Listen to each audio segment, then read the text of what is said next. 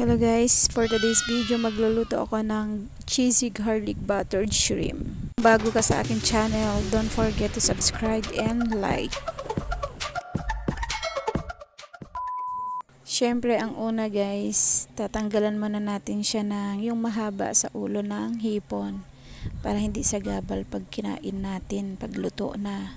And then ito yung mga pansahog ko, lalagyan ko siya ng Eden cheese para mas creamy. Gigisa natin siya sa star margarine guys, and then isang buong bawang ang gagamitin kong panggisa. Depende din naman yan sa dami ng hipon na lulutuin mo guys. Sa akin okay na yung isang buong bawang, and then slice natin siya ng ganyan maliliit lang. Huwag masyadong malalaki lang, yung katamtaman lang din.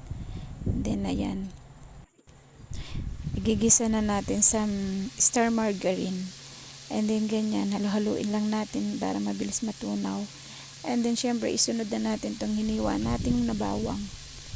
Ayan, halu-haluin lang natin hanggang hintayin natin na mag golden brown.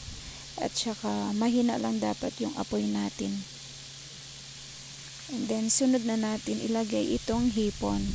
Ayan, halu-haluin lang natin guys yung hipon hanggang magkulay orange lahat.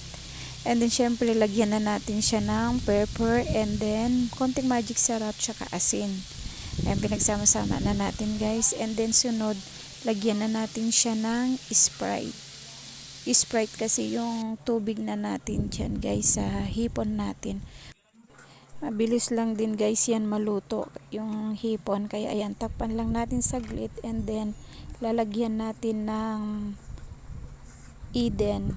Lagyan natin ng cheese para mas creamy. Dati nagluluto ako ng buttered shrimp, walang ganitong cheese.